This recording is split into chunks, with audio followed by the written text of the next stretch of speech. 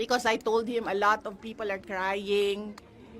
They are depressed, hurt, stressed about what happened and what is happening right now and what is happening in the country. And then he said, sabihin mo sa kanila, relax lang, may hangganan ang lahat. So I'm remembering this from kasi I cannot take notes, I cannot take a ball pen and pen this. So sabihin mo sa kanila, relax lang, may hangganan ng lahat. There will be a day of reckoning for all. In the visiting area, visitors area, and the demeanor was, he looked well rested. I asked him that. I said, you look well rested. And then he said that, well, I don't do anything here except sleep and watch TV because he has access to a TV. And then I also, and then I asked him about the food because I know his preferences for food. And then he said, yes, well, that's my only complaint is that I really miss Filipino food. Kaya kahit panulad na pinadaan si WPO. Ayan na po. Oga, relax na po kayo. I don't think Sige. Mama, ganda yun. Dan na siguro? Oh.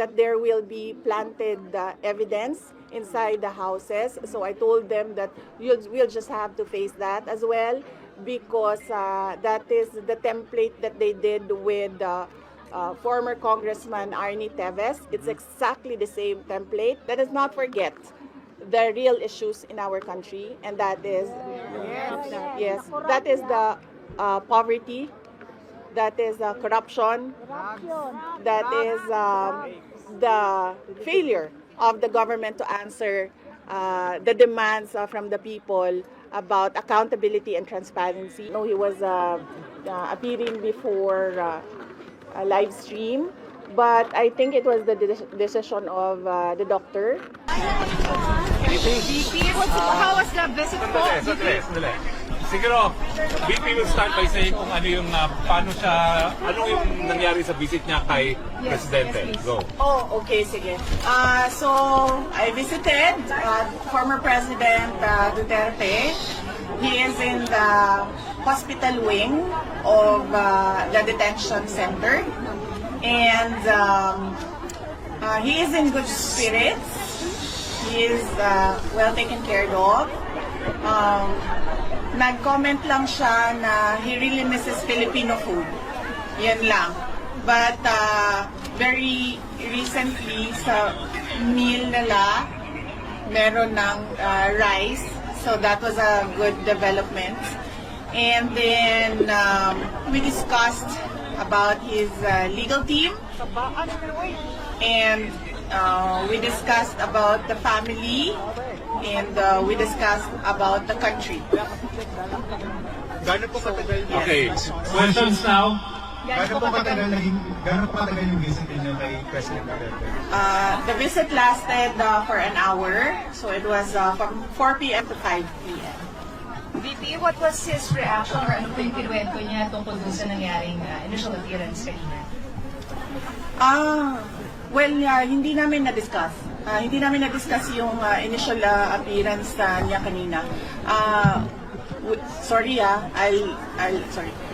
We did not discuss his initial appearance, and we only discussed the lawyers and the legal team and what we are going to do in the next 4 days.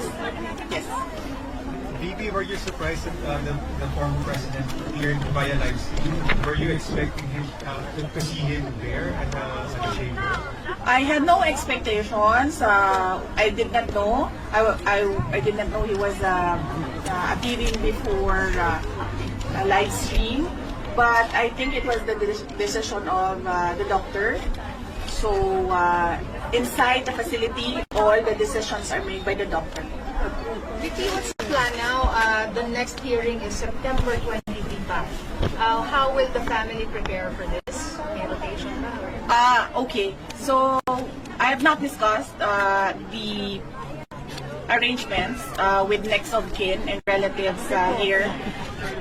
I will discuss it with them tonight, and I will relate to them also what the president said and what the president wanted them to know. And so yes, we haven't made arrangements yet, but I will not leave until a relative comes to make sure that there is a next of kin living here. Yes. VP, tungkol po sa usapan nyo ni dating Pangulo, may hiniling po ba sa inyo? Dali ko, ma'am. Sa usapan nyo ni Frrd, may hiniling po ba siya sa inyo? English. Oh, yeah. Okay. Yes. When we talked, he, as a request, he asked me to go home.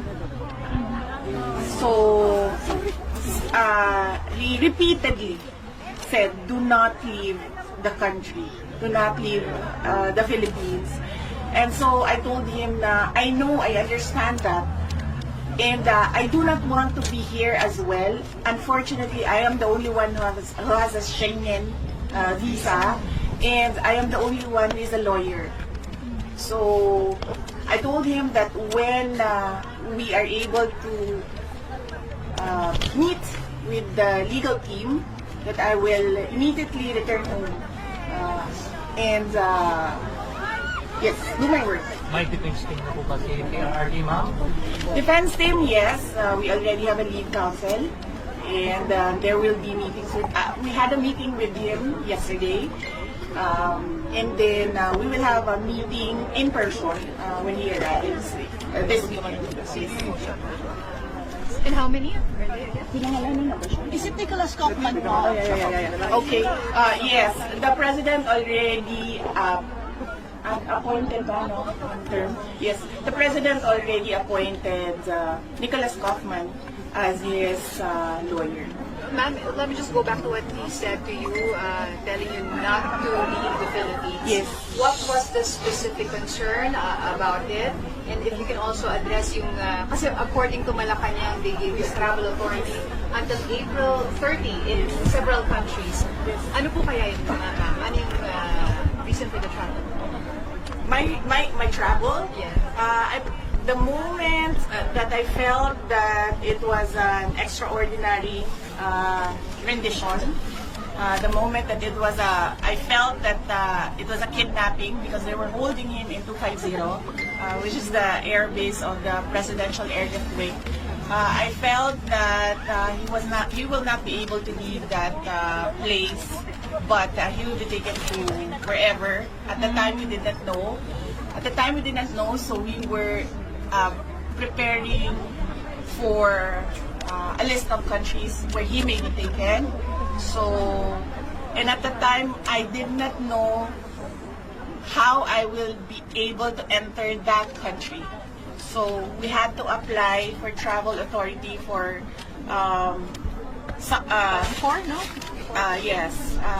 countries because I did not know how I would be able to travel. Okay. So, di siya necessarily pupuntahan, VP, or kumbaga i-complete yung travel up to April 30? With regard to the date, no. No Because naman. at the time, I did not know also how long was I gonna be, how long was I gonna be, yes, wherever he is. So we applied for until April 30. But it doesn't mean that I will be here until April 30. Yeah. So I will be here until the legal team is doing their work already, and another relative is here to assist him. Did he explain his concerns why you shouldn't, leave the Philippines? He said that yes, I should immediately go back, just leave him here. But I said no, I cannot do that because no one will decide for him outside. So very limited people have access to him right now. So I told him that I just have to form that legal team. Then I can work remotely in the Philippines, talking to the legal team, and then. Yes, so I just need next of kin to come here. And everyone's applying for visa right now. Pero wala po siyang fears that it will be taken advantage of your absence? Well, he did not express fears about taking advantage.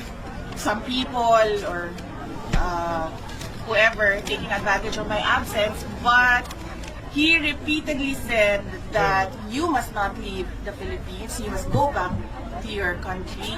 You're not supposed to be here. And then I insisted that yes, I know what I have to do, and that I just need to set up something here in The Hague, and then I will immediately go back to the Philippines. VP, isa-isa.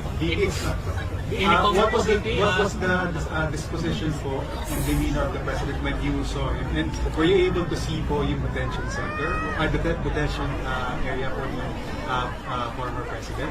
No, I was not allowed inside his detention area. We met in the visitors area,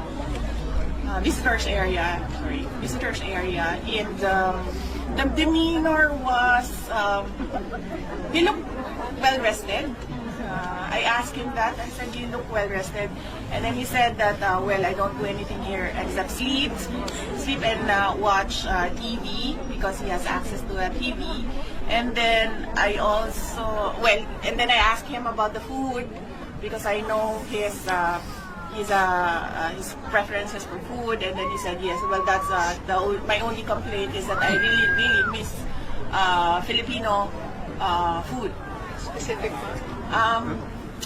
Kuan man gud na sa Bisaya ba kanang Inununan. paksiw kanang Inununan. Paksiw lang. paksiw na isda Ayan, inununan sa Bisaya. inununan ya dili na paksiw inununan VP, inununan. comment po doon sa plano ng mga otoridad na i-raid po yung tahanan ng mga Duterte sa Davao City. Ito ba ay makonsider nyo na part para papaksakin ng mga Duterte family? Yes, I heard about that. The search warrant applied for all the houses, all our houses, all the members of the family. And I mentioned to my siblings that you don't have control over this anymore. So I just told them that just secure your valuables and then just allow them to do the search. And then we expect that there will be planted evidence inside the houses. So I told them that we'll just have to face that as well, because that is the template that they did with former Congressman Arnie Teves. It's exactly the same template. So I told them that it's pointless. It's pointless to fight. So just allow it to happen. It doesn't mean that that search is illegal. But then I told them that no one should be hurt. No one should resist. Just allow them to do whatever that is illegal. Ma'am, any comment po doon sa sinabi ni PCO Yusek Castro na walang kidnapping na nangyari sa lahat po ay may papeles tungkol po sa pag-aresto kay PRRD? Well, it was really kidnapping. You see the comments all around the world from experts. Yes.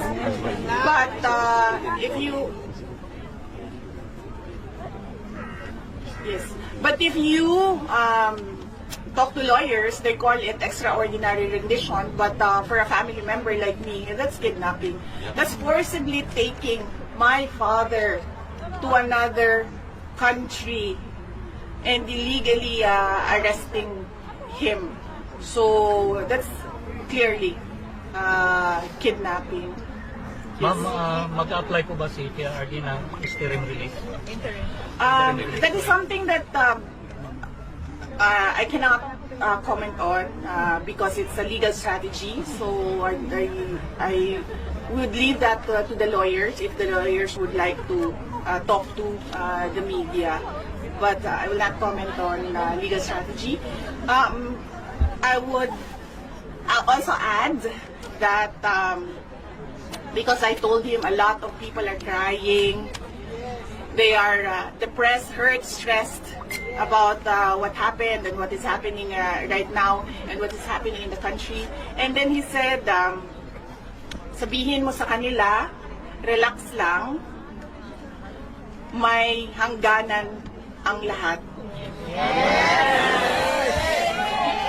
So I'm remembering this from kasi I cannot take notes, I cannot take a ball pen and pen this. So, sabihin mo sa kanila, relax lang, may hangganan ng lahat, there will be a day of reckoning for all. Mahal na mahal po ang Duterte family ng mga OFW at mga Pilipino po sa bansang Pilipinas. Ngayon, grabe po yung emosyon ng mga Pilipino dahil mahal po nila si PRRD at kayo po. So may mensahe po ba kayo para sa lahat ng mga Pilipino? Yes. Unang-una, nagpapasalamat ako sa lahat ng ating mga kababayan. Mag-English pa po, sir? Yes. Okay. Kasi,